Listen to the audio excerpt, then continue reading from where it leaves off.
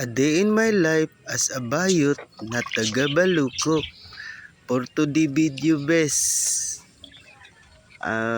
For today's video guys, so ang gagawin natin, maglilipat po tayo ng mga baby na isda.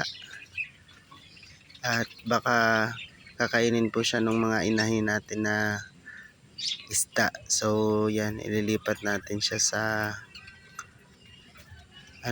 sa ibang lagayan. So mahirap lang siya huliin guys kasi medyo malilikot siya, mabilis siya lumangoy, tsaka ang liliit niya. So kailangan natin siyang dandahan yung pagkuha kasi sensitive po yung mga baby na isda at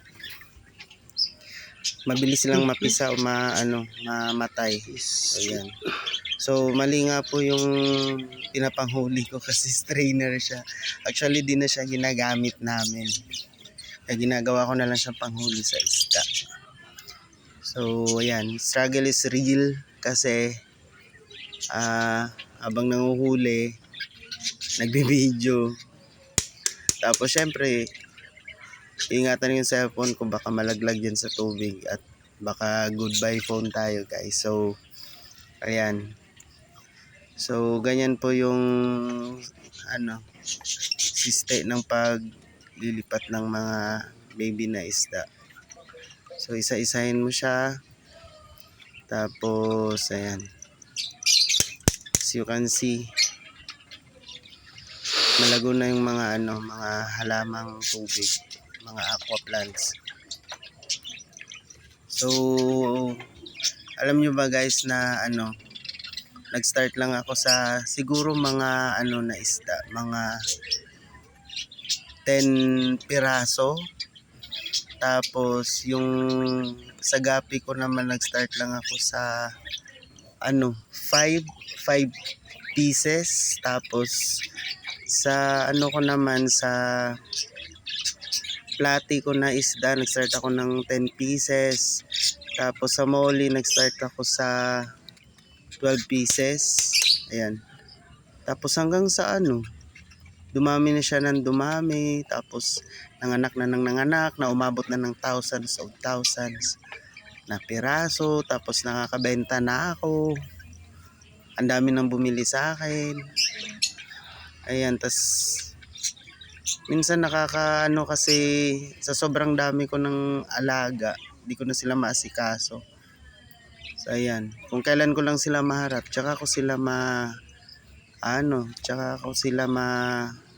alagaan, malilipat. Pero syempre may mga nakain. Ayan, yan yung mga gapis guys.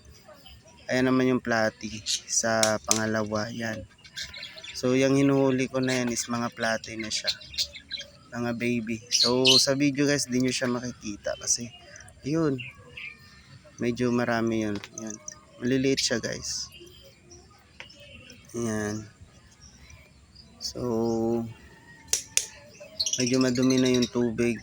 So napakahirap mag-alaga ng isda, lalo na pag wala namang gripo or malapit yung poso. Medyo malayo po yung iniigiban.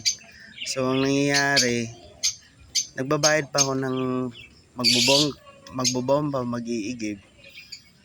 Tapos ayan. So minsan every month ko siyang papalitan ng tubig. Kasi syempre malugi naman tayo sa maintenance pag lagi tayong nagbabayad ng tagaigib. Ayan, madami-dami na ako nakukuha ng mga baby na isda. Ayan.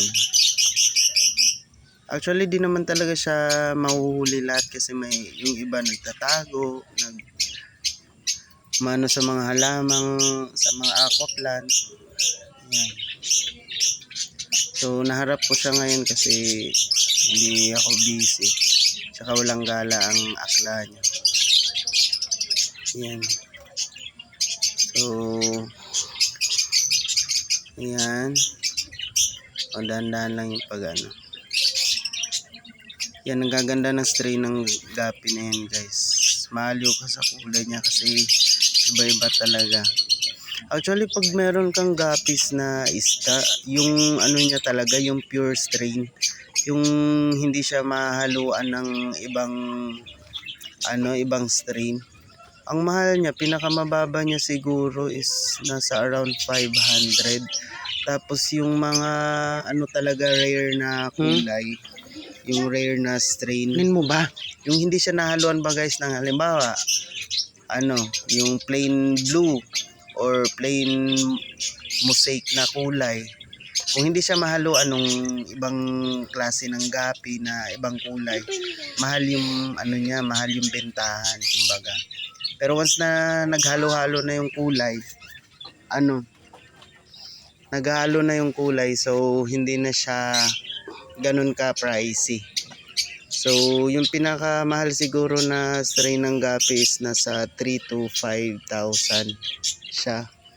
So ayun, konting tips lang kasi minsan pag naghalo-halo na yung strain niya, so mababa na yung value ng Patay lang, may CD lang. Hindi ka na makakabenta ng mahal. May CD lang. Pero yung sa akin guys, na yan, halo-halo na yan kasi di ko naman talaga sila mahalagaan. So mix-mix na yan sila dyan, bahala na sila kung magbubulugan sila dyan or mag-ano sila dyan, kung anong strain na nila, basta ihiwalay ko na lang yung mga maliliit sa Tapos pag lumalabas na yung kulay nila, tsaka ko sila ilipat na dun sa mga adult na isda. So ayan na. Kinukuha ko na yung mga dumi-dumi. So ayan, medyo madami-dami na tayo nang nakuha. Yan po guys. Yan yung mga nahuli natin. So ayan na natin siya. Ayan. So, pinakamalakas na pangsalok, salukan ng gata. So dyan ko siya ilalagay sa aquarium na yan. So nandyan na sila lahat. Ayun. O diba, ang dami Lahat guys. nakawala.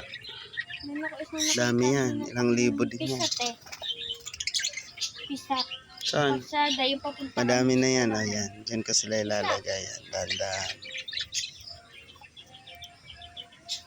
Yan, dami yan. Halo-halo na yan sila lahat dyan. Ayun. Tapos yung balon muli ko pala guys, dyan nakalagay. So, bawi naman kagad ako sa pinuhunan ko dyan sa balon muli. Kasi, bumili lang siguro ako ng mga 8 pieces. Tapos, ayun, nanganak na siya ng nanganak. Ang dami na naman niya.